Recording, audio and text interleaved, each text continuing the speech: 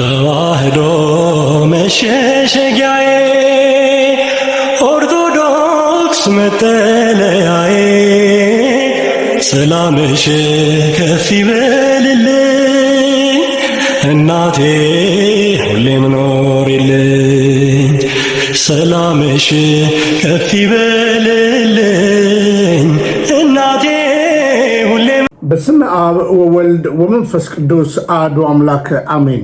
ሰላም ተወዳጆች እንደምን አላችሁ? እኔ የፍጥረት ሁሉ ባለቤት እግዚአብሔር ይመስገን በጣም ደህና ነኝ። ተወዳጆች እንኳን ለቃና ዘገሊላ ዓመታዊ ክብረ በዓል አደረሰን አደረሳችሁ።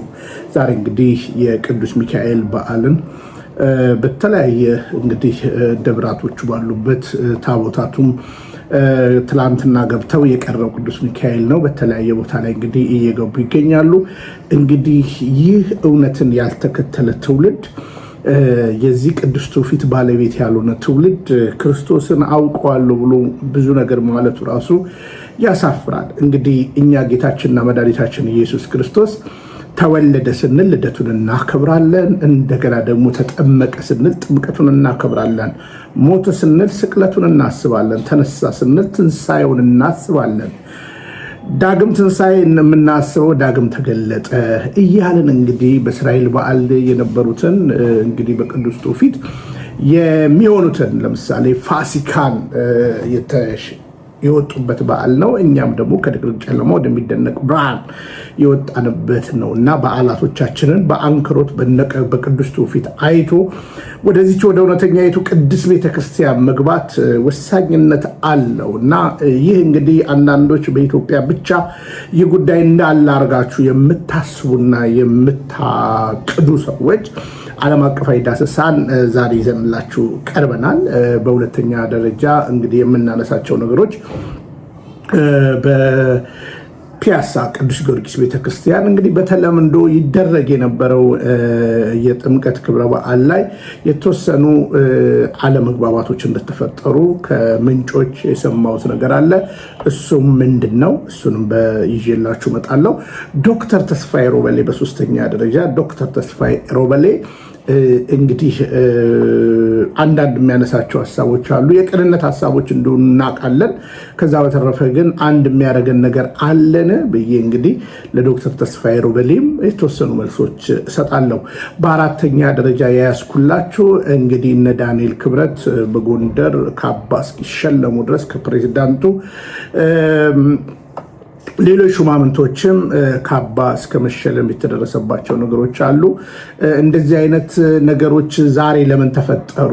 እንግዲህ ዛሬ 3 ዓመት 4 ዓመት ጥምቀት በጎንደር ሳከብር እንደዚህ አይነት ነገር አላየውኝም።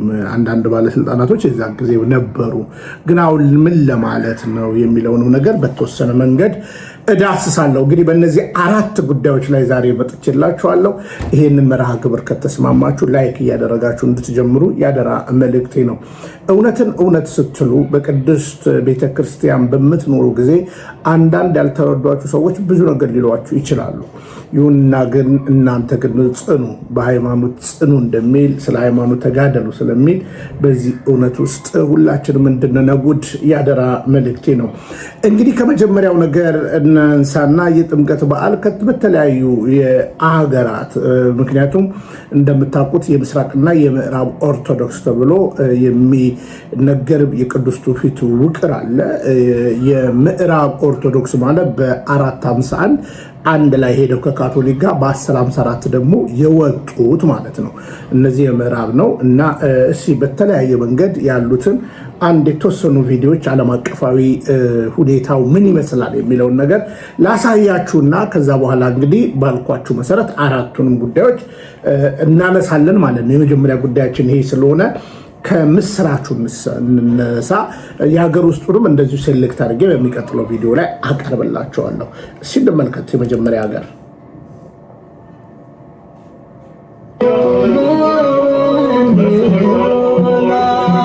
ሩሲያ።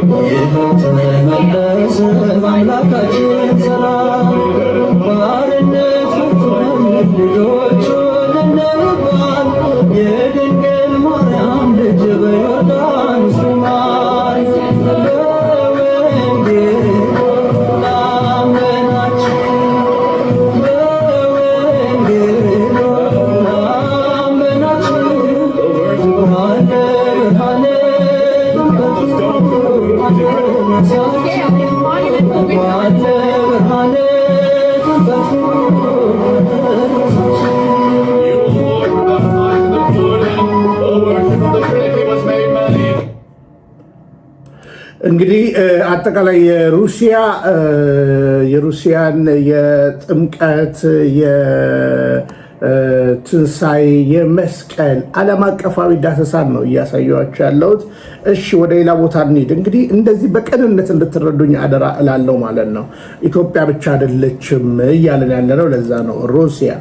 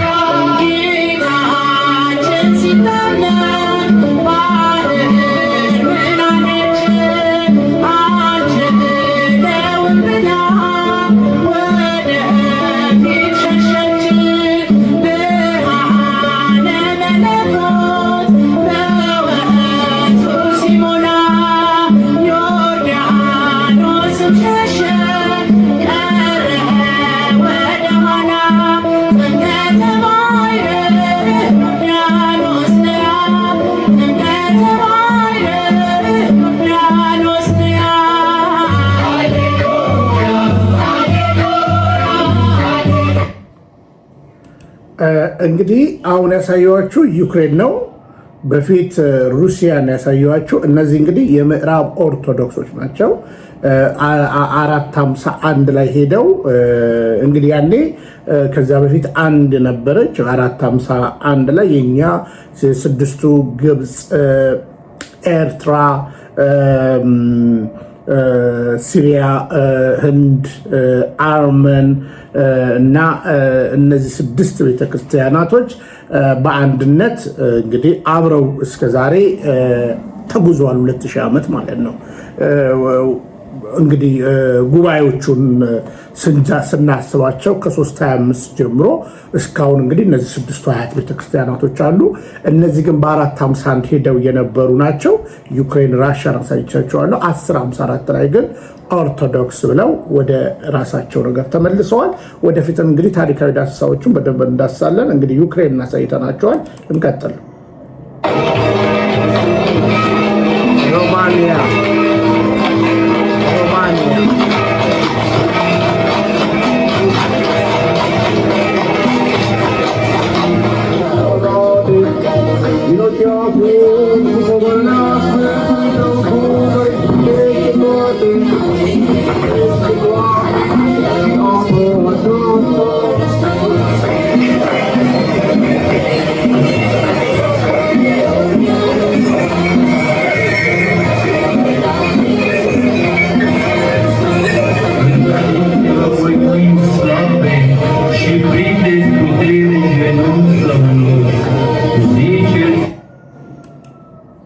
ሮማኒያ አሁን ያሳየኋቸው ሮማኒያ ነች። እንግዲህ ሮማኒያን አይተናል። እሺ ቡልጋሪያ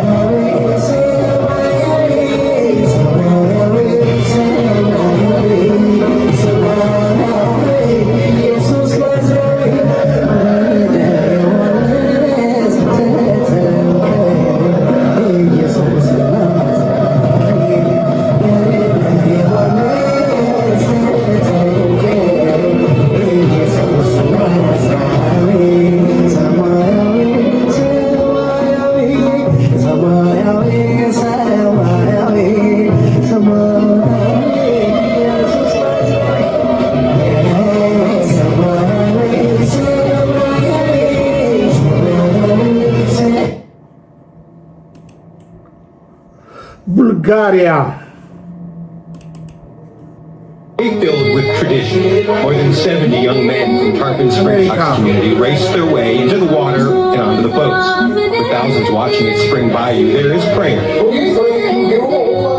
The release of a dove. finally, the dive for the Epiphany Cross. The mad dash ends with 18-year-old Athos Karastinos finding it first under the water. I saw the glow. It was there, and I grabbed it.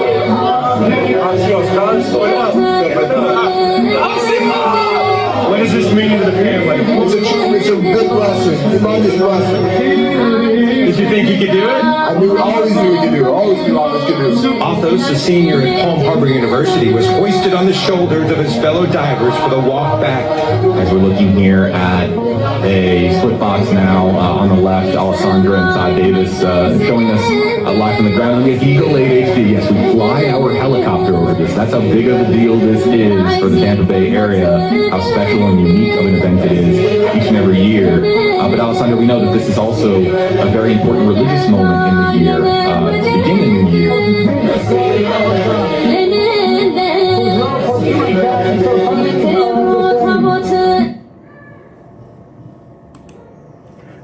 እንግዲህ እንደምታውቁት በአሜሪካ እንግዲህ እነዚህ የምዕራብ ኦርቶዶክስ ያሉበትን ቦታ እንዳልኳችሁ በብዙ ተጽዕኖ ኦርቶዶክሶች ናቸው ያሉት። በብዙ አንዳንዶቹ ቦታ ላይ ከ90% በላይ ናቸው ያሉት። እንደነ አርሜኒያ ደግሞ የምስራቅ ኦርቶዶክስ ውስጥ ካሉት ውስጥ ደግሞ 99%ዎች እንደዚህ መሰል ነገሮች ናቸው። ጀርመንን እንኳን እንዲሁ ስታስቡ በካቶሊክ ቤተክርስቲያን እና በፕሮቴስታንት ነው እና ኦርቶዶክስ ተዋሕዶ ቤተክርስቲያን በተወሰነ መልኩ አሉ። እንግዲህ ወደፊት እንደዚህ አይነት ስታቲስቲኮችን እንደው ዝም ብለን ሬሾውን እናገራለን። አሁን ጉዳዩ የብዛት ብቻ አይደለም፣ የጥራት ጉዳይ ነው ማሰብ ያለብን። እንደዚህ አይነት ክብረ በዓል ለምሳሌ ገናን የምታከብሩ ከሆነ ትንሣኤን የምታከብሩ ከሆነ ጥምቀቱ እኮ ታላቅ ምስጢር እኮ የተገለጠበት እኮ ነው አይደል? እግዚአብሔር የምወደው ልጄ እርሱ ነው፣ እርሱን ስሙት። የምወደው ልጄ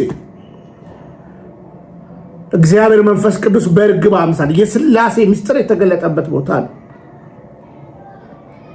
እግዚአብሔር ወልድ ደግሞ በውሃ ውስጥ ነበር፣ በዮርዳኖስ እንደ ቀልድ አይደለም የሚታየው። በዚህ ጋር እስራኤል ነች፣ በዚህ ጋር ሊባኖስ ነች። ህዝብን አንድ አደረገ የሚለው የቃል እውነት የታየበት ነው። ተጠምቆ ወጣ እና አንዳንድ በዚህ ጉዳይም የተለያየ ትምህርት የሚያስተምሩ ሰዎች አሉ፣ የዮሐንስ ጥምቀት ያልገባቸው ማለት ነው። እኔ ለንስሐ አጠምቃቸዋለሁ የሚለው ቃልን እንደው እንደ ተራ ነገር የዮሐንስን ጥምቀት በዛ ዘመን ያሰቡ ሰዎችም አሉ።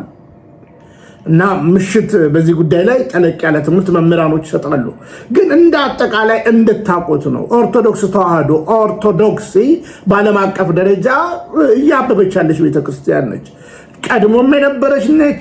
ምንም ፖለቲካዊ ኢንፍሉዌንስ ምንም ኦርቶዶክስን በነገራችን ላይ ፖለቲካዊ ኢንፍሉዌንስ የፖለቲካ ተጽዕኖ ዛሬም የመጣባት አለች። አሁን ወደ ኢትዮጵያ ብናነሳ በጣም ልብ የሚሰብር ነገር ታያላችሁ።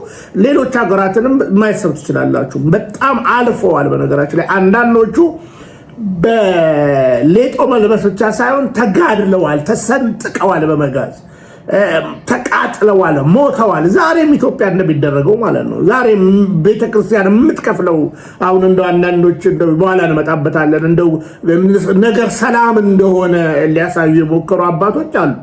ግን እውነታው ይሄ ነው ወይ ነው? እውነታው ይሄ ነው ወይ? ስለሆነም እንደው በእርጋታ ግን አሉ ሀገሮች እነ ቡልጋሪያ፣ ሩሲያ፣ ዩክሬን መሰል ሀገሮች እንግዲህ አሉ እያለን እያሳየናችሁ ነው። ክርስትና አይቆምም፣ እየተቀጣጠለ ነው የሚሄደው። በእያንዳንዱ ሞት ብዝሃነትን መብዛትን እንዳየን በሐዋርያት ሥራ አይደለ ያዕቆብን ቀላው ገደለው ሲል ቤተክርስቲያን ግን ትሰፋና ትበዛ ነበረ።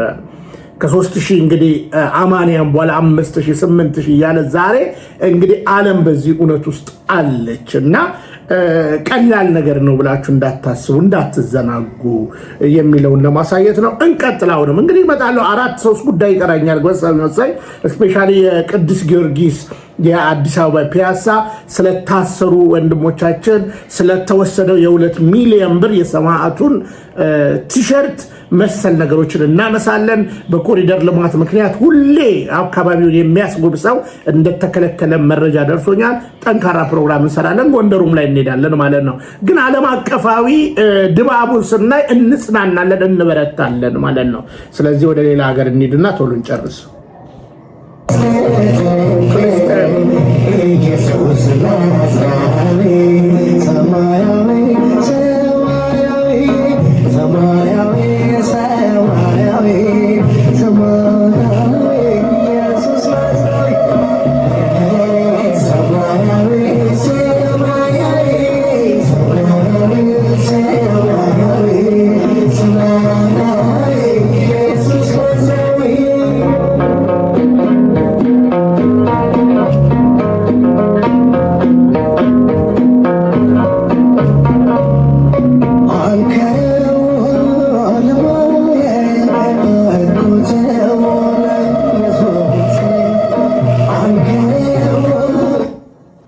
እንግዲህ አሁን ስለ ፍልስጤም ስታስቡ ፍልስጤም የእስልምና ሀገር ብቻ ብላችሁ ነው የምታስቡ። በፍልስጤም በሰማዕትነት የጸኑ ልክ እንደ ግብፅ ቤተክርስቲያን፣ እንደ ቱርክ ቤተክርስቲያን፣ እንደ አርመን ቤተክርስቲያን በሰማዕትነት የጸኑ ብዙ አባቶቻችን አሉ፣ ብዙ ወንድሞች አሉ። በፍልስጤም ብቻ በኢራን በተለያየ ቦታ ላይ እና ኦርቶዶክስ የአባቶቻችን እምነት በሐዋርያዊ ቅብብሎች የመጣችው አትጠፋም የምንለው በምክንያት ነው። በነገራችን ላይ አትጠፋም የምንለው በምክንያት ነው። ዓለም አቀፋዊ እውነቶችን መጽሐፍ ቅዱሳዊ እውነቶችን እርሱ የቤተ ክርስቲያን ራስ ነው የሚለውን ቃል ምክንያቱም እኔ እስከ ዓለም ፍጻሜ ድረስ ከእናንተ ጋር ሆናለሁ ብሎናል ጌታችንና መድኃኒታችን ኢየሱስ ክርስቶስ። ስለዚህ አትጠፋም ኦርቶዶክስ ብለን ስንናገር ምክንያታዊ ሆነን ነው። ምክንያቱም በዓለም አቀፋዊ ዳሰሳ ይጠፋሉ የተባሉ በቃ እነ ቱርክ እንኳን አበቃ ተብሎ የኤፌሶን ቤተክርስቲያን በአሁኑ ሰዓት በአስደናቂ ሁኔታ እያንሰራራች ያለች እና ብዙ ነገሮች አሉና ጠፉ ሲባሉ በቃ አለቃሉ። ሐዋርያው ቅዱስ ጳውሎስ እኮ ተናገረ አይደለ? ይወድቃሉ እንንገዳገዳለን አንወድቅ እና መጥፋት አይኖርም። ምክንያቱም ዘሩ የማይሞት ነው። የቤተ ክርስቲያን እውነት ይሄ ነው እና እንግዲህ በፍልስጤምም እንግዲህ ይሄንን እንድትረዱ ነው። እግዚአብሔር ይመስገን በእንዲህ አይነት ክብረ በዓላቶች ዓለም አቀፋዊ ዳሰሳ ማየታችን ጥቅሙ ብዙ ነው። በዚህ አጋጣሚ እንግዲህ እዩ የኢየሱስ የሚባል ወንድሜን ነው እንግዲህ ከሐረር አካባቢ እሱ ነው የሚያጋራን። ከልብ ነው የምናመሰግነው። እዩ የኢየሱስን ሁላችሁም ፎሎ አድርጉት። በቲክታክ ላይ በጣም ዓለም አቀፋዊ ዘገባ ታገኛላችሁ። እንግዲህ ቆረጥ አድርጎ ዋናዋን እንደዚህ ይልክልናል፣ ቲክታክ ላይ ያስቀምጣል። እኛም እንግዲህ ለትምህርታችን ግራና ቀኙን አገላብጠን የሚጠቅማችሁን ደግሞ ይዘን እንመጣለን። እዩዬ ከልብ ነው የምናመሰግነው። እዩን ፎሎ አድርጉት። በመጨረሻ ሰርቢያ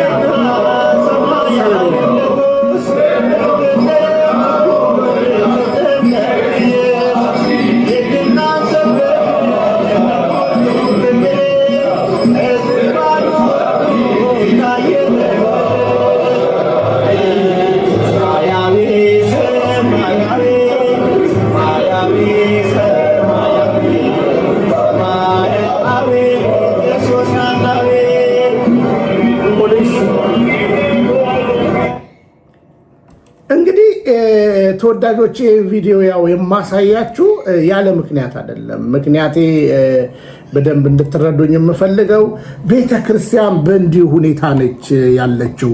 እንግዲህ በዚህ በምስራቅና በምዕራብ ኦርቶዶክስ ጉዳይ ያለውን ጉዳይ ለመፍታት የሚካሄድበት ትልልቅ ፕሮግራሞች እንዳሉ አውቃለሁ። የ451 የጉባኤ ከለባት የውሾች ጉባኤ ብላ ቤተክርስቲያን ሪጀክት ያደረገችው እነሱ ከካቶሊክ ጋር ሄደው 1054 የተመለሱበት ነገር አለ። አሁን በምን አይነት መረዳት ውስጥ ናቸው ያሉት ወደፊት እንመጣበታለን። ይሁንና ግን ኦርቶዶክሲ እንግዲህ እኛ ኦርቶዶክስ ተዋህዶ እንላለን፣ እነሱ ደግሞ ኦርቶዶክስ ይላሉ። ቀጥተኛ የሚለውን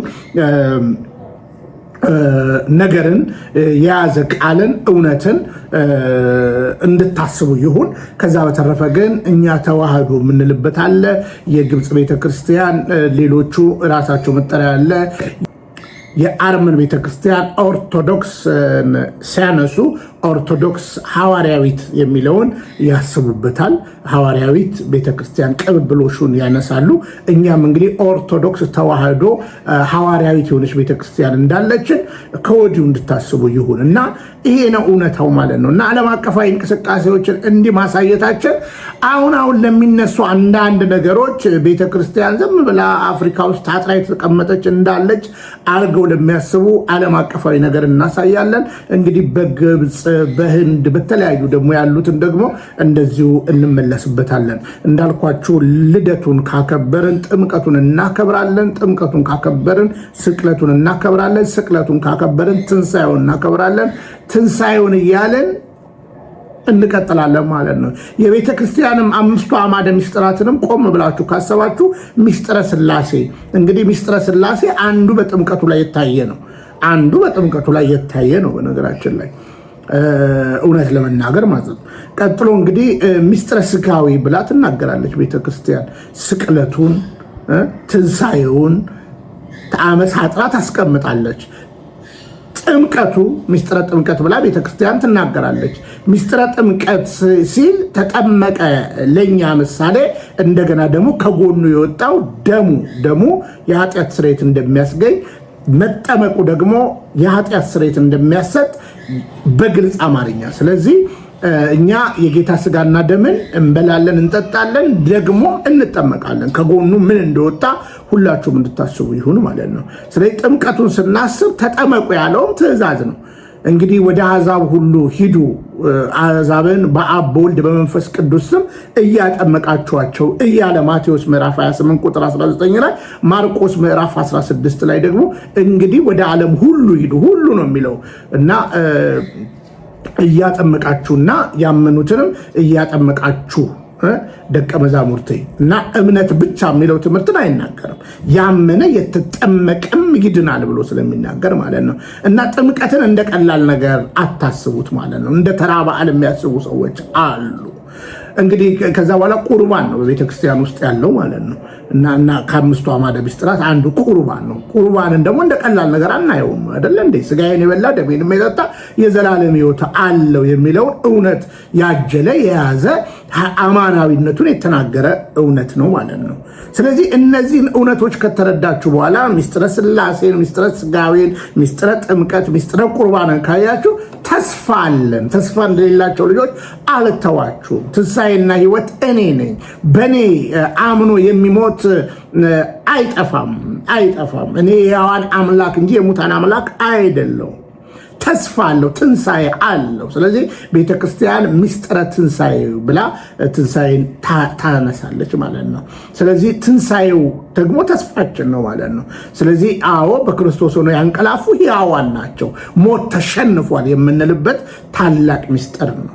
ለመነሳቱም እንደገና ዳግም መምጣቱንም ተስፋም እንዳለን የምናይበት ትልቅ የአምስቱ የቤተክርስቲያን አዕማደ ምስጢራት ጽኑ ትምህርት አሉን ማለት ነው። ስለዚህ እነዚህን እውነቶች ትውልድ እንድታስቡ እንግዲህ የፋሲካ በዓልን ስናስብ ትንሣኤ ብለን ነው የምናስበው እና እውነታው ይሄ ነው። ይሄንን እንደው ረጋ ብላችሁ እንድታስቡ ይሁን። እንግዲህ በዚህ ሁኔታ ላይ እያለን ወደ ሁለተኛው መርሃ ግብራችን ስንሄድ ሰሞኑን ዶክተር ተስፋዬ ሮበሌ በፕሮቴስታንቱ እንግዲህ ብዙ መጽሐፍቶች የጻፈ ወንድማችን ነው። አብዛኛው መጽሐፍቱ እንግዲህ ከኦርቶዶክስ ተዋሕዶ ቤተክርስቲያን ሊቃውንት የተወሰዱ መጽሐፍቶች ናቸው፣ ኦርቶዶክሳዊ ነገሮችን በሚጽፍበት ማለት ነው። እና ተስፍዬ እንግዲህ ሲናገር ከራሱ አፍ ትሰሙታላችሁ። አዲሱ መደበኛ ትርጉምን ያዘጋጀሁት እኔ ነኝ እና የኦርቶዶክስ አባቶችም ነበሩ የሚል ነገር ሲናገር ሰምቻለሁ። አዲሱ መደበኛ ትርጉም ላይ የኦርቶዶክስ አባቶች አልነበሩም እውነት ለመናገር ማለት ነው። እና አዲሱ መደበኛ ትርጉም ላይ አርታይም ነበርኩ እንደዚህ ብለህ የምትናገረው ንግግር አለ። በኢትዮጵያ መጽሐፍ ቅዱስ ማህበር አይደለም አዲሱ መደበኛ ትርጉም የተተረጎሙ ማለት ነው። እና በግልጽ ይታወቃል። ይሁንና ግን እንደው ቅርብነን አንድነን የሚል ብዙ አንድ የሚያደርገን ነገር አለ። ከአንድ ስኮላር እንደዚህ አይነት ነገር ባይነገር ጥሩ ነው። ለማቀራረብ በቅንነት የሚካሄድበት መንገድ ጥሩ ነው። ግን አሁን ለምሳሌ በምስጢረ ሥላሴ ኦርቶዶክስ እና ፕሮቴስታንት አንድ ናቸው አይደሉም? በምስጢረ ሥጋዌ እንዴ በአደባባይ አሁን እያየን አይደለ እንዴ ተስፍዬ? አይደለም። በምስጢረ ሥጋዌ የፕሮቴስታንትና የኦርቶዶክስ አስተምሮ አንድ አይደለም። እንዴ አንዳንዶቻችሁ እኮ ከማምላክ ወላዲተ አምላክ ስጋን አልነሳም ብላችሁ በስጋ ተካፈለ የሚለውን ቃል ከሴት የተወለደው የሚለውን ቃል በፍጹም ስጋን ከሱ አልነሳም እያላችሁ በምስጢረ ስጋዊ እንዴት አንድን ብለን ማሰብ ይቻላል? በጥምቀትም አንድ አይደለንም። እኛ አማናዊ ነው ጥምቀቱ፣ የኃጢአት ስርየት ያሰጣል እንደ መጽሐፍ ቅዱስ ማለት ነው። በጥምቀቱ ክርስቶስን እንለብሳለን ብለን እንናገራለን። ፕሮቴስታንቱ ግን ምልክት ነው ብሎ ነው የሚያምነው። አሁን ወደ ኋላ እንግዲህ የነ ሉተርን ነገር ነው ይዘን ካላችሁ እሱን እንደገና ማሰብና መመርመር ነው። እሱ ግን የለም። አሁን ኢትዮጵያ ፕሮቴስታንት ውስጥ እሱ የለም፣ ለደቂቃ እንዳታስቡ። እና የክርስቶስ ኢየሱስ ቁርባንን በተመለከተ ቁርባን አማናዊ ነው የሚል ትምህርት የለም። በነገራችን ላይ በፕሮቴስታንት ምልክት ነው፣ መታሰቢያ ነው ብላችሁ ነው የምትናገሩት። እና አንድነን የሚል ነገር ሲናገር ለእርግን ለማረጋገጥ ለዲፕሎማሲ ስራ እንደሆነ ይገባኛል። ግን እስኪ ተስፍዬን ለተወሰነ ሰዓት ከአኬ ጋር ያደረገ ኢንተርቪው አለ። ሙሉውን ደግሞ በደንብ ሰምቼ ደግሞ እንደ ማነው ስሙ እንደ ወንጌላዊ ያሬድ ከልቶችን ካገኘው በደንብ ሰራበታለሁ ማለት ነው። ያሬድ ሰሞኑን በማምላክ ወላዲተ አምላክ ላይ ብዙዎቻችሁ አላያችሁትም እንጂ ትልቅ ክህደት ሲናገር ነበር ማለት ነው። ጌታችንና መድኃኒታችን ኢየሱስ ክርስቶስ ሎቱ ስብሐት 7 እህትና ወንድም ነበረው ብሎ በድፍረት ሲናገር ጠንካራ መልስ መልሻለሁ። ምናልባት አላያችሁትም ብዙዎቻችሁ። ግን ተስፍዬ ሲል ትንሽ እንስማው። ዶክተር ተስፋዬ ሮበል እኔ ጎረቤቴ ነው፣ ትልቅ ክብር አለ ለተስፍዬ። ግን እንደ አንድ የፕሮቴስታንት ስኮላር እውነትን ፍርጥ አድርገህ ብትናገር ማለት ነው። ፍርጥ አድርገህ ብትናገርና ከዛ በኋላ ያለውን ነገር ብታሳይ ጥሩ ነው ማለት ነው። በአንተ ባለህበት ቃለ ሕይወት ቤተክርስቲያን የጌታ ኢየሱስ ክርስቶስ ስጋና ደም አማናዊ ነው ተብሎ አይታመንም፣ መታሰቢያ ተብሎ ነው። ሁሉም ጥምቀት ምልክት ነው፣ መታሰቢያ ምልክት ነው። ከክርስቶስ ጋር ሞቻለሁ፣ ከክርስቶስ ጋር ተነስቻለሁ፣ የኃጢአት ስርየት ያሰጣል ብላችሁ አታምኑ። እና መሰል ነገሮችን ማንሳት ይቻላል። ምስጢረ ሥላሴ አንተ ተረጎምከው የምትለው ላይ እኮ አብላኪ ወልድ ተላላኪ አይነት ሎቱ ስብሐት እና የተረጎማችሁት አለ። ይኸው አዲሱ መደበኛ ትርጉም አለ። እና እንደው በእርግጥስ እንደዛ ነው የሚታሰብ? አዲሱ መደበኛ ትርጉም ላይ እኮ ማምላክ ወላዲተ አምላክን እኮ ምን ብላችሁ ነው የተረጎማችሁት? ድንግል ትጸንሳለች ወንድ ልጅም ትወልዳለች የሚለውን እኮ አዲሱ መደበኛ ትርጉም ማብራሪያው ህዳጎ ላይ ያስቀመጣችሁትን ትርጉም አረሳችሁት?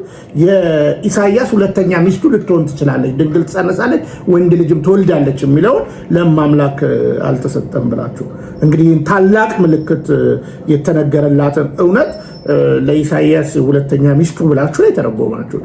እና አንድ የሚያደርገን ምን አለ ብለህ ነው። ስለዚህ አንድ የማያደርገን በቃ ወሳኙ ነገር ባክቱ ዞርጅ ወደ ቀደመችው ወደ እውነተኛይቱ ቤተክርስቲያን እንመለስ። ፕሮቴስታንት አንተ የምትለው ነገር የለውም። ከኦርቶዶክስ ጋር የሚስተካከል ወዲህ ከወጣበት እንኳን ከካቶሊክ ጋር የሚያመሳስለው የዘንድሮ ፕሮቴስታንት ምንም ነገር የለም። ምክንያቱም እነ ሉተርን ሌሎቹን እንደው ይዘናቸው መተን እንኳን ብናስብ በአሁኑ ሰዓት ያለው ፕሮቴስታንት ከመጽሐፍ ቅዱስ ትምህርት በብዙ ማይል የራቀ ነው። ለምሳሌ አምስቱ ሶላ የሚለውን እነቱ ሉተር ካነሱት በኋላ እያለ አቅጣጫ ስቶ የመጣበት ነገር አለ። ሲጀመርም አባቶች ይህን ትምህርት አላስተማሩትም። እነሱም እንግዲህ ግራ ገብቷቸው ትተውታል። መጨረሻ ላይ ግን የትምህርቱ ነገር ተወጥሮ ብዙዎችን አጥፍቷል። መጽሐፍ ቅዱሳዊ ስላይደለ ማለት ነው። መጽሐፍ ቅዱስ ብቻ የሚል ትምህርት የለም በመጽሐፍ ቅዱስ ላይ። በእምነት ብቻ የሚል ትምህርት የለም በመጽሐፍ ቅዱስ ላይ። በጸጋ ብቻ የሚል ትምህርት የለም መጽሐፍ ቅዱስ ላይ። ክብር ለእግዚአብሔር ብቻ የሚል የለም መጽሐፍ ቅዱስ ላይ። እንዲህ አይነት ትምህርት በክርስቶስ ብቻ የሚል ትምህርት የለም በመጽሐፍ ቅዱስ ላይ። እንግዲህ ወደ ማብራሪያው ብንገባ ማብራሪያው አላችሁ የላችሁ? እኛ ስለ ቤዛነት ስናስብ፣ ከድቅድቅ ጨለማ ወደሚደነቅ ብርሃን ስናስብ ከጌታ ውጭ የምናስበው ነገር የለም። ነገር ግን ድነት ቅጽበታዊ ነው የሚል ትምህርት የለንም። እኛ ፕሮሰስ ነው ብለን እናገራለን። ስለዚህ መሰል ነገሮቹ አንድ እንዳይደሉ እያወቃችሁ እንደው አንድ ለማድረግ መሄዳችሁ ትንሽ ይከብዳል፣ ደግሞ ያሳፍራል። ተስፍዬን እንስማው ስለተወሰነ ሰዓት። ካቶሊክ ከኦርቶዶክስ እና ከወንጌላውያን ጋር በተያያዘ ሶስቱም የስላሴ አማኝ ቤተ እምነቶች ላይ ከሚለያየን ነገር በጣም የሚያቀራርበን ነገር ይበዛል ስትል ንግግር ሰምቻለሁ እና በዚህ ያለ እስቲ አመለካከት ነገር ይናል። እኔ ጠንካራ አቋሜ ነው። ካቶሊካውያን እና ኦርቶዶክሳውያን ፕሮቴስታንቶች በጣም ልዩነታችን ትንሽ ነው ብለን ነው የምንለው። እኛም ጋር ሚስ አንደርስታንዲንግ አለ ብዬ ነው የምለው በኢቫንጀሊካሉ አካባቢ፣ እነሱም እኛን የተረዱበት ደግሞ ሚስ አንደርስታንዲንግ አለ ብዬ ነው የምለው። እኔ በአንድ ወቅት የመጽሐፍ ቅዱስ ተርጓሚ ሆኜ ሰራ ነበረ። አዲሱ መደበኛ ትርጉም ተርጓሚና አርታኢ ሆኜ ሰርቻለሁ። እዛ ላይ ሄደው አሁን ከኛ ጋር የነበሩ ካቶሊካውያን ኦርቶዶክሳውያን ነገሩ የሚያብራሩበት መንገድ እኛ ድሮ እንደሚመስለኝ አይደለም እና ግን በጣም ብዙ ነገር የሚያግባባን ነገር አለ። ትምህርተ ሥላሴ የምንግባባበት ነጥብ ነው። ብዙ ነገሮች ክርስቶስ የማዳን ስራ በተመለከተ ብዙ ነገር የምንግባባበት ነጥብ ነው። ያለያየንም ነገር አለ፣ ልክ ነው አለ። ግን ያም ደግሞ የእኛ ሚስ አንደርስታንዲንግ እኛም ጋር ሚስ አንደርስታንዲንግም አለ እነሱ ጋርም አለ ብዬ ነው የማስበው። እኔ ኦርቶዶክስና ካቶሊክ ፕሮቴስታንቶች በጣም ብዙ እንደዛም ስል ደግሞ ሁሉም መቶ አንድ አይነት ነው ማለትም አይደለም። በተወሰነ ነገር ልዩነት አለ። ግን ብዙ አብረን ልንሰራባቸው የምንችላቸው አብረን ልናመልክ እንችላለን። ቅድም እንዳልኩ እኔ በምሰራበት መስሪያ ቤት ውስጥ አብረን እናመልካለን፣ አብረን ተንበርከን እንጸልያለን፣ አብረን ቃል እግዚአብሔርን እንከፋፈላለን። እኔ ሚስት ሳገባ ከተላኩ ሰዎች አንዱ ሰው የኢትዮጵያ ኦርቶዶክስ ቤተክርስቲያን የሊቃውንት ጉባኤ ሰብሳቢ የነበሩ ሰው ናቸው እና እንደዛ ነው እና እኔ የሚያጣላን ነገር ብዙ ያለ አልመሰለኝ በእኔ መረዳት። ልዩነቱ ልክ አውቃቶ ለምሳሌ መካነ ኢየሱስ እና በቃለ ሕይወት መካከል ቃለ ሕይወት ቤተክርስቲያን እና በሙሉ ወንጌል መካከል የሚያለያዩ ነገሮች እንዳሉ ሁሉ እንደዛ አይነት ናቸው ብዬ ነው የማስበው። ይህን የሚጋሩ ወንጌላውያን ያሉ ሰዎች ያሉ ይመስለኛል። በዛ መሉ ግን ሶስቱም ቤተ እምነት ላይ በተለይ ኢትዮጵያ ውስጥ ደግሞ ባለው ኮንቴክስት የኢትዮጵያ ኦርቶዶክስ እና ወንጌላውያን ጋር አንዱን የጠፋ አድርጎ ነው እንትን የሚለው ከድነት አኳያ ሁላ አንዱን ቶታሊ ሙሉ የጠፉ አንዱ ያለ ያው ወንጌል ለሁሉም ነው የሚሰበከው የሚል እኔ አቋም አለኝ። ኦርቶዶክስም ለካቶሊክም በውጭም በውስጥ ላለው ለእኛም ለፕሮቴስታንትም ማለት ነው ወንጌል መጽሐፉም እንደዛ ስለሚያሳይ፣ ግን ከድነት አኳያ አንዱን የጠፋ አንዱን ቶታሊ ክርስቲያን ሊኮመን ነገር ያለን ሁላ በማይመስል መልኩ ነው ከሚቀርበው። በእኛም በኩል መድረኮቻችን ላይ እንደዛ ነው። ኦርቶዶክሳውያን ቶታሊ የጠፉ የማያውቁ ስርዓታቸው እንዳለ ለፍጡር እንትን እንደሆነ በማይሆን ነገር ፕሬዘንት ይደረጋል። እነሱም እኛን ሲያቀርቡም በዛው መልኩ ነው የሚያቀርቡ። እዚህ ላይ አንተ ያለ ኦብዘርቬሽን ወይ እኔ በወንጌላውያን ቤተክርስቲያን አባል የሆነ ሁሉ ድነት አግኝቷል ብዬ አላስብም። ልክ እንደዛ ሁሉ ደግሞ ኦርቶዶክስ ላይ ያለ ሁሉ ድነት አለው ብዬ ልላ አልችልም። እኛም ጋር ድነት የሌለው ሊኖር ይችላል፣ እነሱም ጋር ድነት የሌለው ሊኖር ይችላል። እኛም ጋር ድነት ያለው እንዳለ ሁሉ እዛም ድነት ያለው አለ ብዬ ነው የማስበው። ስለዚህ ጉዳዩ ደግሞ የዲኖሚኔሽን ጉዳይም አይደለም፣ ክርስቶስን የማወቅ ጉዳይ ነው። በተረፈ ካቶሊክ ሁሉ ጠፍቷል ብሎ ወይም ኦርቶዶክስ ሁሉ ጠፍቷል ብሎ የሚያስብ የወንጌላዊ ቤተክርስቲያን አማኝ ካለ እኔ በጣም አዝናለሁ። እንደዛ ብሎ ማሰብ አልነበረበትም ነው የምለው። በዛም አንጻር ሆነው ደግሞ እኛን ጠፍተዋል ብሎ የሚሉ ሰዎችን ያም ልክ ነው ብዬ አላስብም። እንግዲህ ዶክተር ተስፋዬ ሮበሌ ያው እንዳልኳችሁን የጎረቤቴ ነው ኢትዮጵያ፣ እሱ አሜሪካ ሀገር ነው የሚኖረው። ትልቅ ክብር አለኝ። ብዙ ጊዜ ተወያይተን እናውቃለን፣ ብዙ ጊዜ ተነጋግረን እናውቃለን። እስካሁንም ቤተሰቦቹ ኦርቶዶክሶች ናቸው። እውነት ለመናገር እናቱ ሄደው እንዲቆርቡ ቤተክርስቲያን አቴንድ እንዲያደርጉ በብዙ የሚተጋ የልጅነት ተግባሩን የሚያከናውን ወንድም ነው። አሁን እንደ አንድ መምህር ግን አሁን ለምሳሌ እንግዲህ ሳምሪዬን የምወዳት እህቴን ስታገባ ሽምግልና መላክ ማለት አንድነት ማለት አይደለም። በነገራችን ላይ ጋብቻ ነው፣ ባህል ነው። በነገራችን ላይ ጋብቻ መንፈሳዊ ብቻ ሳይሆን ባህልም ጭምር ነው። ጥሩ ነው። የሊቃውንት ጉባኤ ሰብሳቢ በዛ መገኘታቸው በጣም ያስደስታል ማለት ነው። ግን አብረን እንጸልያለን ምናምን ያልካቸው ነገሮች አይዋጡም። ተስፋዬ አሁን ሁሌም እንደምንከራከር ታውቃለህ። ጠንካራ አቋምንም ሁሌም አከብራለሁ። ግን አሁን ከአንተ የምጠብቀው እንደ አንድ ትልቅ ስኮላር በፕሮቴስታንት ውስጥ እንደምትታይ በግልጽ አማርኛ ማለት ነው። እንደ አንድ ፕሮቴስታንት ውስጥ እንግዲህ አሉ ከምትባሉ አንተ ጳውሎስ ምናምን ትነሳላችሁ። እስኪ ሐዋርያዊ ቅብብሎሽን ጸንቶ ይዞ የተቀመጠ ማን ነው? እሱን ነው ማሳየት። እሱን ነው ማሳየት ማለት ነው። እና እንግዲህ በመጽሐፍቶቹ ላይ አባቶችን ትጠቅሳቸዋለህ። እነዛ አባቶችን ፕሮቴስታንቱ አያውቃቸው። የተመረከውም በኦርቶዶክሳዊ ስነ መለኮት ትምህርት ላይ ትልቅ ጥናት አድርጌያለሁ ብለህ ፐርፌክት መሆኗንም ታምናለህ። ፐርፌክትስ ያልሆነችበትን ነገር እስቲ አሁን ታሳየን ብለን በጽኑ ጠይቀናል፣ ግን መልስ የለም። ስለዚህ አንድ ነን። እኔም የሥላሴ አማኞች እኮ ብዬ እኮ ነው መጀመሪያ ላይ እኮ ስጀምር የነበረው በንጹህ ሕሊና እንደዛ ብዬ እኮ ነው። ነገር ግን ጠለቅ ብዬ ሳይ ለምሳሌ ሚስጥረ ሥላሴ አንተ ያለህን መረዳት ኦርቶዶክስ የላትም። እንደዛ አታምንም፣ እንዳንተ አታምንም። እና ስለ ክርስቶስ ያለው ምልከታም እንደዚህ መሰል ነገር ማለት ነው። እና ምናልባት ለመመለስ ከሆነ ባክ ቱ ዘ ኦሪጅን ብዬ እኔም እንደምጮኸው ሁላችሁም ብትመለሱ በጣም መሻቴ ነው። እውነተኛይቱ የክርስቶስ ቤተክርስቲያን ኦርቶዶክስ ተዋሕዶ ቤተክርስቲያን መሆኗ በደንብ ልቦናችሁ አስረግጦ ያውቀዋል። እርግጥ አድርጎ ነው በቃ የሚያውቀው ማለት ነው። እና ተስፍዬ አኬ እንግዲህ ጥሩ ልብ እንዳለው ማኬ አውቃለሁ። እና እስኪ ቅረቡና በሐዋርያዊ ቅብብሎች በስነ መለኮት ትምህርት ቤት የምታስተምሯቸውን የምትማሯቸውን እያንዳንዱ ነገር የማን ናቸው የሚለውን ነገር ማየት እና ቅርብ ነን በጣም የሚለውን ከሶሻል ላይፍ ጋር እናያይዘውን። በነገራችን ላይ ከሙስሊሞች ጋር እኮ በማህበራዊ ኑሮ በእድር አንድ እድር አይደለ እንዴ? እኔም አንተም እኮ ያለንበት እድር ላይ እኮ እና አፍደልም እኮ አሉ አይደለ እንዴ? ብዙዎች እኮ አሉ በነገራችን ላይ ማለት ነው። ዋቄ ፈናዎች እኮ አሉ ማለት ነው። የሶሻል ላይፍ አይደለም ክርስቲያኒቲ።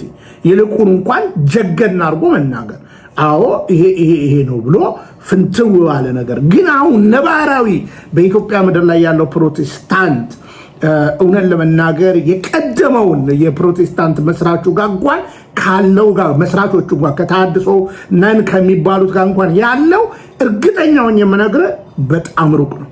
አያውቁትም በነገራችን ላይ እርዳታውን እንጂ ትምህርቱ አልገባም ብዬ እንደምናገረው ማለት ነው። እና ተስፍዬ እንግዲህ ብታብራራው ደስ ይለኛል ማለት ነው። አንተም እንግዲህ ከዚህ በፊት ስለማምላክ ወላዲተ አምላክ ስለ ሚስጥረ ሥላሴ የተናገርከው ነገር አለ። አንስማማም። አንተ ለምሳሌ 3 ፍቃድ ብለህ ነው የምታምነው፣ እኛ 1 ፍቃድ ብለን ነው የምናምነው። ይሄ እኮ ቪዲዮ ላይ እኮ አለ፣ ዩቲዩብ ላይ አለ። እና በሚስጥረ ሥላሴ አንድ ነን ብለን መናገር ልክ አይደለም። አንተ 3 ፍቃድ አለ ብለን ነው የምታምነው፣ እኛ 1 ፍቃድ የሥላሴ 1 ፍቃድ ነው ብለን ነው የምናምነው። አለ እኮ ሶሻል ሚዲያ ላይ እኮ መተህ እኮ ደንብረህ ሄደሃል። ተስፍዬ እኮ ተደንግጠህ እኮ ሄደሃል ማለት ነው። እንዴት ነው አንድ ነን በሚስጥረ ሥላሴ ብለህ ስትናገር ማለት ነው? ከማምላክ ወላዲተ አምላክ ስጋ ነስቷል ብለህ አንተ ታምናለህ? እነ ሉተር አንድ ልጅ ነው ያላት ብለው ነው ካልቪንም ሉተርም ዙዊንግሊንግም የሚናገሩት ማለት ነው። ዛሬ እናንተ ኢትዮጵያ ውስጥ ያላችሁ ፕሮቴስታንቶች ማጆሪቲው አንዳንድ በሌላ ሀገርም እውነት ማምላክ ወላዲተ አምላክ ምን እያላችሁ ነው? እየሰማን እኮ ነው። እነ ዮናታን አክሊሉ አይደሉም እኮ እነ ያሬድ እኮ እያስተማሩ ነው። እነ ማነው ስሙ ጥላውንም ነብይ ነኝ የሚል አለ። እንዲህ አይነት ትምህርት በዘቀጠ እውነት ውስጥ አንድ ነን ብሎ መናገሩ ጥሩ አይደለም። ግን ለመከባበር በሀሳብ ሌልና ለመተማመን ከሆነ መድረክ ይዘጋጅ ብያለሁ። ደጋግሜ ከአንተ ጋር ተነጋግሬያለሁ። እስኪ ተወያይ። አልወያየው ነው ያልከኝ ተስፋዬ። አንወሻሽም፣ አልወያይም። እኔ ቀርቤ በዚህ ጉዳይ ላይ አልወያይም። ታዲያ በር እየከፈቱ አንድ ነን ቅርብ ነን ምናምን ማለቱ የሚጠቅም ነገር አይደለም። ነገር ግን ኢትዮጵያዊ ነን፣ አንድ ነን። ኢትዮጵያዊነት ላይ በማህበራዊ ኑሮ አብረን ጆይ እናደርጋለን። በቃ ለምን ከዚህ ከሃዲያኑ በላይ የእናንተ ዲፕሎማሲ ህዝቡን ይጎዳል። በነገራችን ላይ በቃ ታውቃላችሁ፣ እኔ 3 አይነት ፕሮቴስታንት አለ ብዬ ነው የማምነው። በደንብ ስሙኝ። ማዳን እግዚአብሔር ነው። ልንድን ግን ከታሰበ በእውነተኛይቱ ቤተክርስቲያን ውስጥ መኖር አለብን ብዬ አምናለሁ። እችም ኦርቶዶክስ ተዋሕዶ ነች ብዬ ነው የማምነው። ስለዚህ 3ቱ አይነት ፕሮቴስታንቶች አንደኛዎቹ ከሃዲያን ናቸው። አሁን ለምሳሌ ከኦርቶዶክስ ወጥተው ኦርቶዶክስ የማትለውን አንቲክራይስት ስፕሪት ያላቸው ተቃዋሚ መንፈስ ያላቸው የሐሰተኛው ክርስቶስ መገለጫን የሚያሳዩ የስድብ አፍ ለአውሬው የስድብ አፍ ተሰጠው ማምላክን የሚሳደቡ ቤተክርስቲያን የሚሳደቡ ክርስቶስን ራሱ ሳያውቁት እውነተኛውን የሚሳደቡ አሉ። አንተ የነበርክባቸው ልጆች እነ ቀለም ወርቅ አተንፍሱ ጌታ ኢየሱስ ክርስቶስን ሎቱ ስብሐት ገዳይ ነው ምናምን ብለው ሲናገሩት እናያለን። እማምላክ ወላዲተ አምላክን ብዙ ነገር ሲባሉ ስትባል ሰምተናል። አየህ ለአውሬው የስድብ አፍ ተሰጠው። ስለዚህ ሐሰተኛ እምላቸው አሉ፣ ከሃዲያን እምላቸው አሉ፣ ምንደኞች እምላቸው አሉ። እውነቱ ገብቷቸው ስራ ነው ኦርቶዶክሶኜ ብጽፍ ኦርቶዶክሶኜ ባስተምር ኦርቶዶክሶኜ ብኖር አያዋጣም። ላስት ላይ ግን ወደ ኦርቶዶክስ እመለሳለሁ። ግን ድንገት መሞት አለ። ምንደኞች አሉ፣ በቃ ገንዘብን የሚያመልኩ በእጃዙር ማለት ነው። እውነቱ ገብቷቸው እኔ አሁን እውነት ገብቶኝ ወደ ቅድስት ቤተክርስቲያን እኮ ሳልመለስ እዛው መቀጠል እኮ እችል ነበር። ነበር ህብረት አላደርግም። ስለዚህ ምንደኞች አሉ። አሁን አንተ ብዙ የኦርቶዶክስ ነገር እውነቱን ታውቋለህ ዶክተር፣ ነገር ግን አትመጣም። ለምን? ማንም መጽሐፍን አይገዛህም። የትም የኦርቶዶክስ ተዋሕዶ ቤተክርስቲያን የትኛውንም የመከላከል ሞራል የላችሁ። ይሄ ስህተት ነው ለምትሉት እንኳን ኑ እንወያይ ስንል ብዙ ጊዜ ጠርተናል፣ አትመጡ። ስለዚህ ምንደኞች አሉ። አሁን ብዙ የመጽሐፍ ቅዱስ ትርጓሜ ላይ አሁን ልንገራችሁ ምን አይነት ትርጓሜ። አሁን ለምሳሌ ባይብል ሶሳይቲ ቅድም ብሏል። ኦርቶዶክስ ነኝ ብሎ ሾልኮ የገባ ሊኖር ይችላል፣ ለገንዘብ ብሎ ማለት ነው። ትርጉም ስራ ሰራለሁ ብሎ ማለት ነው። ግን በአዲሱ መደበኛ ትርጉምን ኦርቶዶክስ አብራ አልተረጉመችም። የሆኑ ምንደኞች አብረዋችሁ ሊተረጉሙ ይችላሉ። ግን እርግጠኛ ነኝ የዛ ጊዜም እኮ አልነበሩም። እነማን እንደሆናችሁ እኮ አውቃለሁ እኮ። ጋሽ ንጉሴ እኛውን የልማት ማህበር ያደረግነው ግቢ ውስጥ አይደለ እንደ አሴምብሊ አይደለች እንደ ተረጎመችው አንዱን። እንግዲህ 120 ትርጉም ነው ያለው። የትኛው እንደሆነ አላወቁም። አዲሱ መደበኛ ትርጉም ስላልከኝ ነው ተስፍዬ።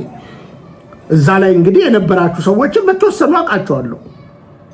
እና በዚህ ያክል 180 እጸጽ 180 የስህተት ትምህርትን መጽሐፍ ቅዱስን እንደፈለገ የተረጎመ መጽሐፍ ቅዱስ ፐርፌክት ነው ልትለኝ አታስብም። ይሄ መጽሐፍ ቅዱስ 180 ከልቶች አሉት። የአሴምብሊን ያተመቸው ያ ብቻ አይደለም። አሁንም እንዲታረም እየሞከራችሁ ነው፣ ግን ብዙ ታበላሻላችሁ። ስለዚህ እዚህ ላይ የሉ ይሄኛው 66ቱ ላይ ተሳትፎ ነበራት የኢትዮጵያ መጽሐፍ ቅዱስ ማህበር ስላተመው ማለት ነው። ስለዚህ እንደዚህ አይነት እውነቶችን እውነት ብሎ መሄዱ የተሻለ ነው ብዬ ተስፋ አደርጋለሁ ዶክተር። ካለዛ ግን እስከ መቼ በሁለት ልብ እናነክሳለን? ስለዚህ ሁለተኞቹ ብዬ የምናገረው ምንደኞች ስለ ገንዘብ ስለ ደሞዝ ብለው ነው።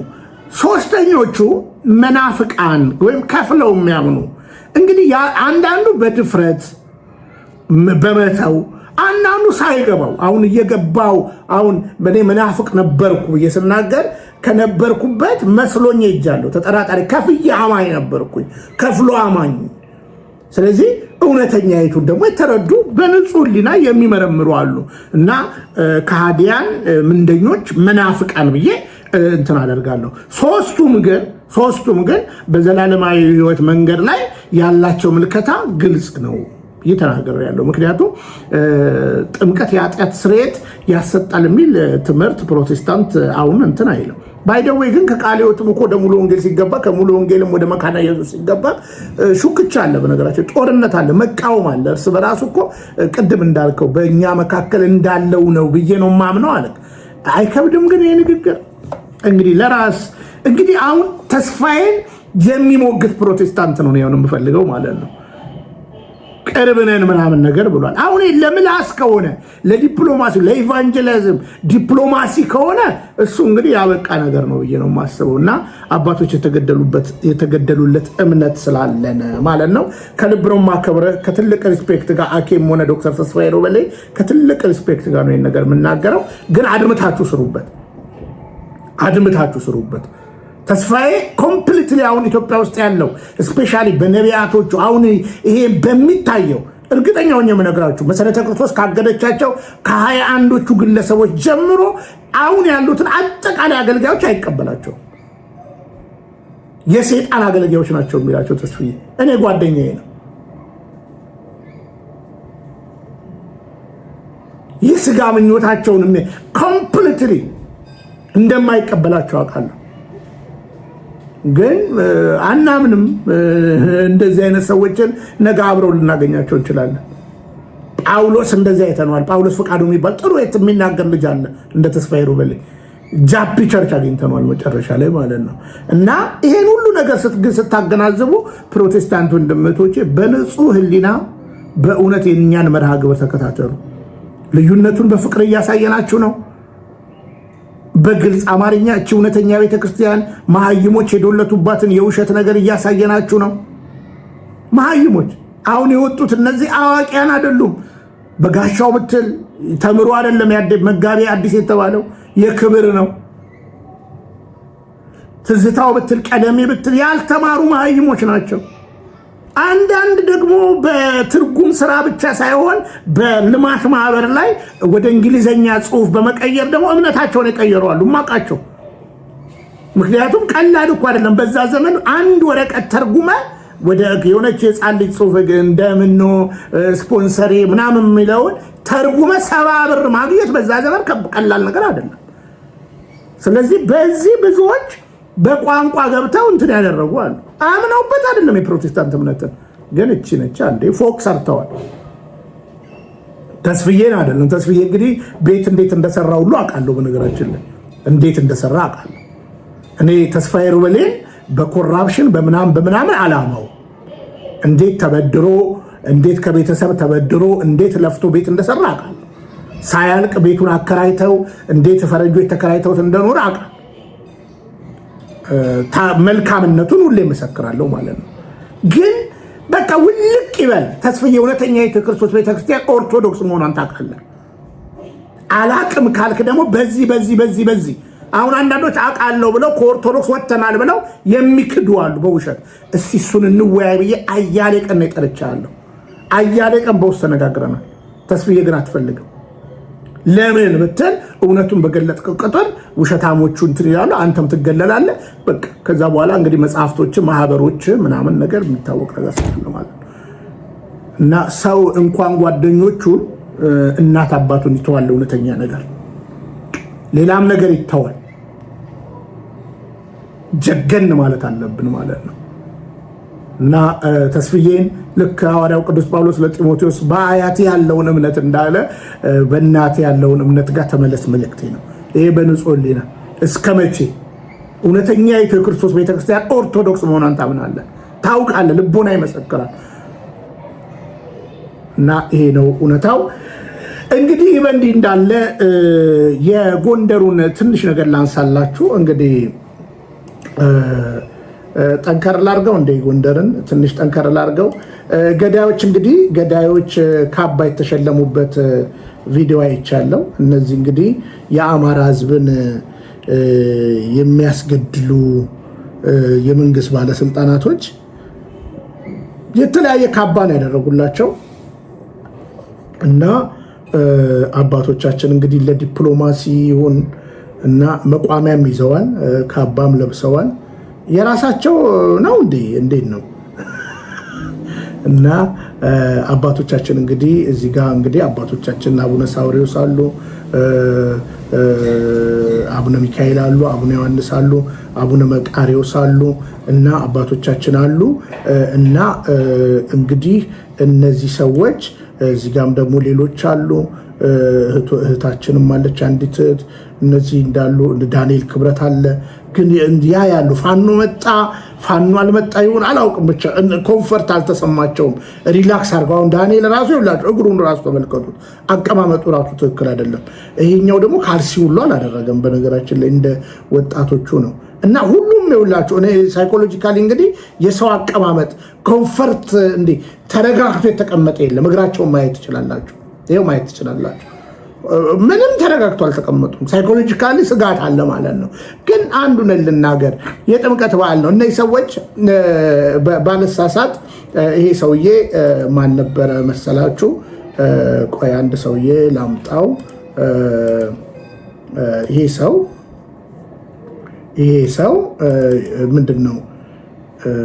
ይሄኛው ቆይ እዚህ ጋር ይሄ መሀል ላይ ያለው የፌዴራል እንትን የሆነው ተገናኝተናል። እኔ ዛሬ 4 ዓመት አማራ ክልል ጎንደር ጥምቀትን በማከብር ጊዜ ካባ አላለበሳችሁም። ለዛም የቤተ መንግስት ራት የሚባል አለ፣ እዛ ጋብዛችሁኛል እና ነበረ እና ዘንድሮ ምንድነው አባቶቻችን ካባ ያለበሳችሁበት ሚስጥር አልገባኝም። እነዚህ ሰዎችን ካባ ያለበሳችሁበት ሚስጥር አልገባኝም። ለምንድን ነው የሚለብሱት? ፕሬዚዳንቱ እዚህ ጋር አሉ። ጥሩ ነው መምጣታቸው፣ ጥሩ ነው እንደ ኦርቶዶክስ ተዋህዶ ልጅነት። ይሄ አሁን ለምሳሌ እንትና ፕሮቴስታንት እንደሆነ አውቃለሁ። ለምንድን ነው ካባ የለበሰው እዚህ ጋር ማለት? ሌሎቹም አሁን አብዛኞቹ ፕሮቴስታንት ሊሆኑ ይችላሉ። ግን ለምንድን ነው አሁን በአማራ ህዝብ ላይ ይሄ የአማራ ህዝብን ዛሬም እየጨፈጨፉ ነው እነዚህ ሰዎች ያሉት፣ ዛሬም እየገደሉ ነው ያሉት እነዚህ ሰዎች፣ ዛሬም እያሰቃዩ ነው ያሉት እነዚህ ሰዎች። ያው እንደምታውቁት ከጀርባ ክላሽ የታጠቁ ናቸው እየጠበቋቸው ያሉት። አባቶች በእንዲህ አይነት ሁኔታ ባትገቡስ? በቤተ ክርስቲያን መካከል ልጆቻችሁ እኮ ነው የተገደሉ። ገዳዩም ተገዳዩም ልጆቻችሁ ናቸው። እና ምንድን ነው ካባ እኮ ሰው እኮ የሚሸልምበት የተለያየ ምክንያት አለው። አሁን ካባ የሚሸለምበት ዘመን ነው ወይ ነው? የካባ መሸለሚያ ዘመን ነው ወይ? አባቶች በጽኑ መልሱልኝ፣ በጽኑ መልሱልኝ። የአማራ ህዝብ ዛሬም ስቃይ ላይ ነው ያለው። የትግራይ ህዝብ ዛሬም ስቃይ ላይ ነው ያለው። የኦሮሚያ ህዝብ ዛሬም ስቃይ ላይ ነው ያለው። ይሄ ቅራቅንቦውን እና አብይ አህመድ የሚያሰሩትን ኮብልስቶን መንገድ መብራት ምናምኑን ተውት። ይሄ ሁላችሁ የሆነ የኮሪያ ቲም አለ። እኔ ከዚህ በፊት ከነዚህ ኮሪያዎቹ ጋር የኢትዮጵያ አጠቃላይ ከተሞች እንደ ኮሪያ ቢሆኑ የሚል ትምህርት አለ። የኮሪያ ቤተክርስቲያንና የአብይ አህመድ ሙሉ ወንጌል ቤተክርስቲያን አንድ የሚያደርጋቸው የአግሪመንት ሁሉ አላቸው። ስለዚህ አሁን ይሄ ኮሪያዊ አገር ለማድረግ የሚደረጉ ነገሮች አሉ። ስለዚህ የቅራቅንቦ የመብራት ምናምን ጉዳይ ደግሞ ካዝም እንትኗ መጋዘኗ የሞላ መብራት አላት፣ ዩኤ ትሰጠናለች፣ ችግር የለም። ይሄ ነው እየተደረገ ያለው። አሁን እኛ ግን እንጀራ እየበላን ነው ወይ? ሰላም አለን ወይ? ይሄ ነው ማሰብ ያለብን። እርግጥ በሰላም ወተን በሰላም እንገባለን ወይ? የሀገሪቱ መሪ ወደ ተለያየ ቦታ ሲሄድ በሰላም ነው ወይ የሚሄደው? አካባቢው የመሳሪያ ጥናት ተደርጎ ሴኩሪቲ ምናምን ተደርጎ እያንዳንዱ ነገር ተጠንቶ ነው ሰውየው የሚሄደው። ሰላም በሌለበት ከሰላሙ ንጉሥ ጋር አባቶቻችን ለምን አትጎዳኙም? ለምን በቁስል ላይ እንጨት ትሰዱብናላችሁ? በቁስል ላይ ጨው ትነሰነሱብናላችሁ? በቁስል ላይ ለምን ሚጥሚጣ በህዝቡ ላይ ትነሰንሳላችሁ? እነዚህ ሰዎች ካባ መልበሻቸው ነው፣ ካባ መገፈፊያቸው ዘመን ነው የወሰዱትን። ለዛው መልሱ የማያ ዘመን አልነበረም። ዘመኑን ካሰበን ይሄ ዘመን አይደለም ሊሆን የሚገባው። የወሰዳችሁትን መልሱ ልንላችሁ አይደለም የሚገባው። ለአማራ ህዝብ ይሄ አይደለም።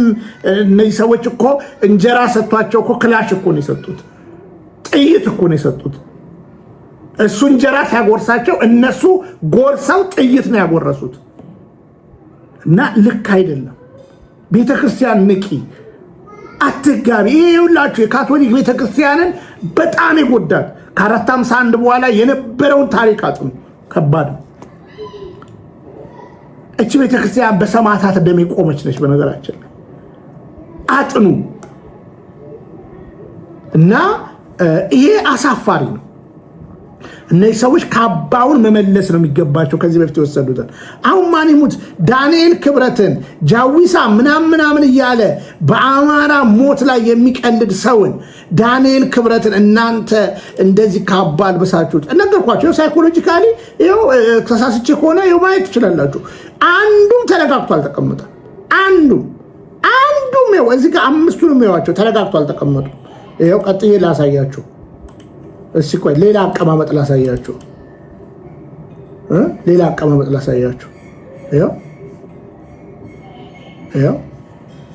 የእነዚህን ደግሞ ላሳያችሁ። እነዚህን አይታችኋቸዋል።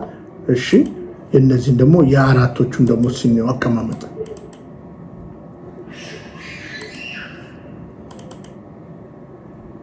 እሺ ይኸው ይሄ ለዛውም ፕሬዚዳንቱ ለዛውም እግራቸው እንዲህ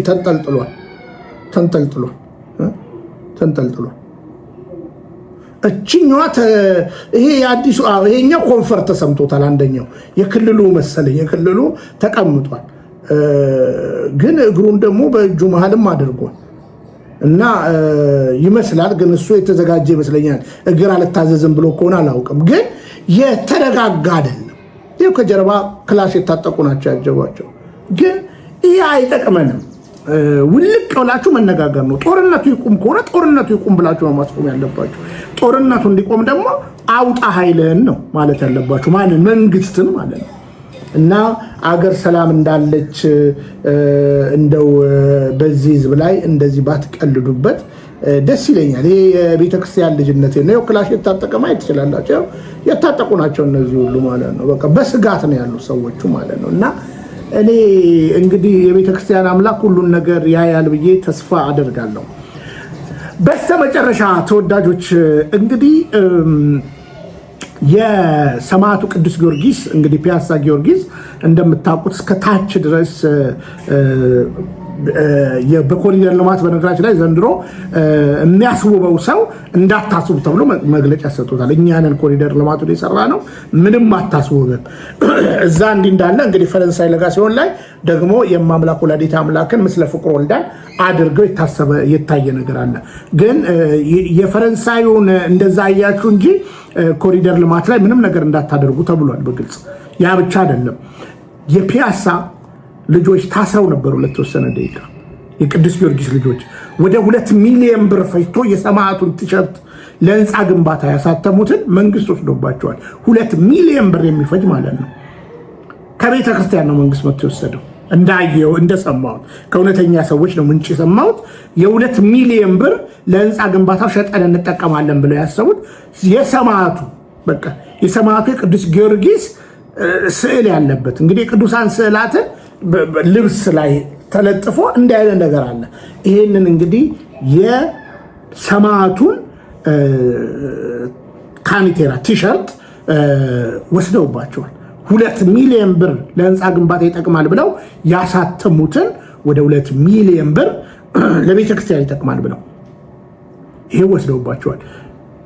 4-5 ልጆችን አስረዋቸው ማስጠንቀቂያ ሰጥተዋቸው ጓ ብለዋቸው መንግስት ነው የፈታቸው።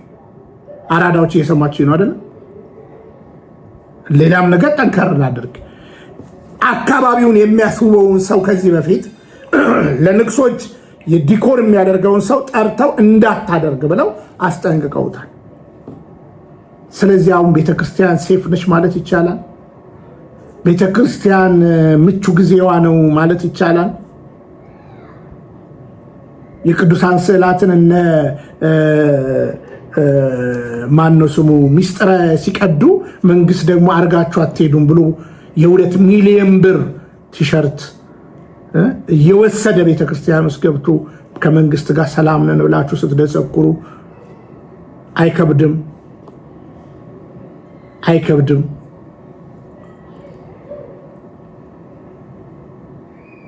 ይህንን የሚያስጌጡ ልጆችን እንዳታደርጉ ብሎ እያስጠነቀቁ እያስፈራሩ አስረው እየፈቱ ይህም ማድረጉ አይከብድም?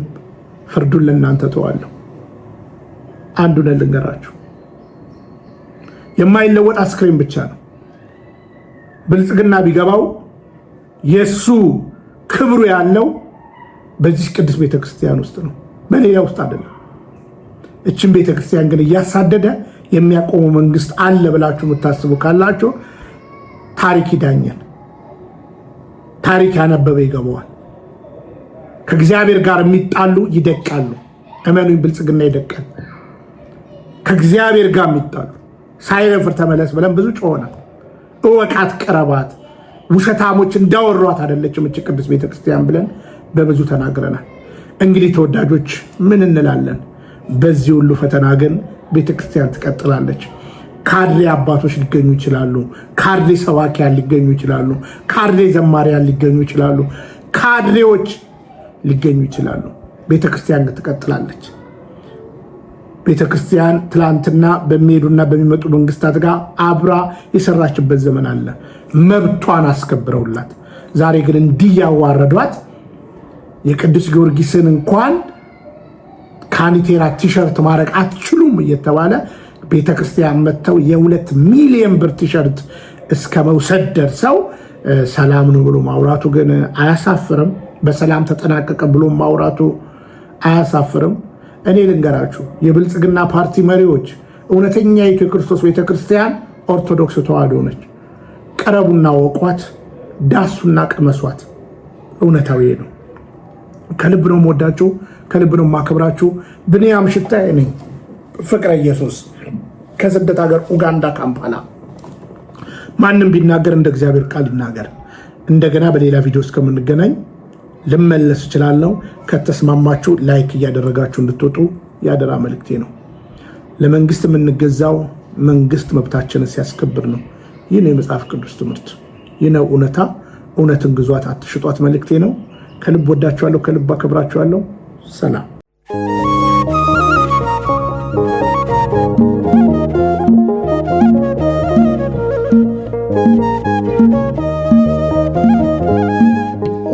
አሁን በአባ ጳውሊ ስም በተሰየመው መቅደስ ስምዖን ገዳም ላይ እንገኛለን። ይሄ የምታዩት የጌታችን የመድኃኒታችን የኢየሱስ ክርስቶስ ቅዱስ ስዕል ነው። በሽራውድ ኦፍ ቱሪን በመባል ይታወቃል፣ ወይም የመግነዙ ስዕል በመባል ይታወቃል። አሁን ቱሪን ነው የሚገኘው። ዘይተገብረ በእደ ሰብ በሰው እጅ ያልተሰራ ስዕል በመባል ይታወቃል። ወይም ዘይተገብሩ በእደ ሰብ በሰው እጅ ያልተሰሩ ስዕላት በመባል የሚታወቁ አሉ። የመጀመሪያው ቬሮኒካ በፍኖተ መስቀል ወደ ቀራኒዮ ሲጓዝ ሻሿን አውጥታ እንደሰጠችውና ፊቱን ጠርጎ በሰጣት ጊዜ የጌታ ፊት እዛ ላይ እንደታተመ ይነገራል። ሁለተኛው ወደ አብጋር ወይም ወደ አቃሪዎስ ጌታን ለማየት ሲመኝ ጌታ ደግሞ ፊቱን በሻሽ አድርጎ ለመልእክተኞቹ አትሞ እንደሰጠ ይነገራል። ሶስተኛው ደግሞ የተገነዘበት ልብሰ መግነዝ ነው።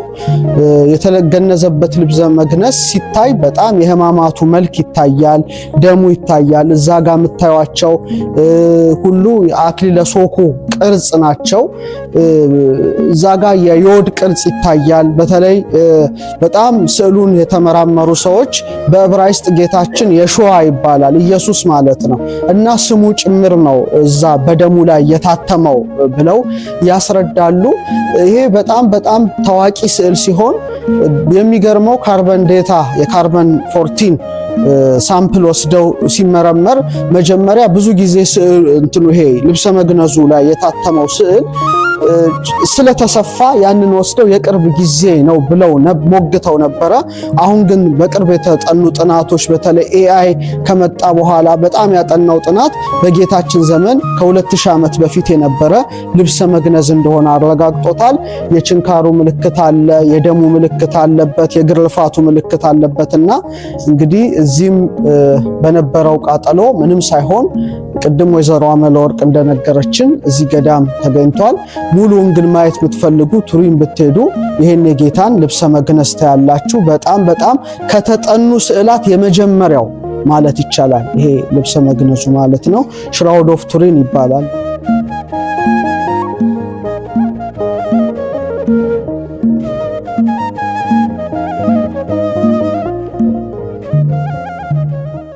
ተዋህዶ መሸሸጊያዬ ኦርቶዶክስ መጠለያዬ ሰላምሽ ከፍ ይበልልኝ እናቴ ሁሌም ኖሪልኝ ሰላምሽ ከፍ ይበልልኝ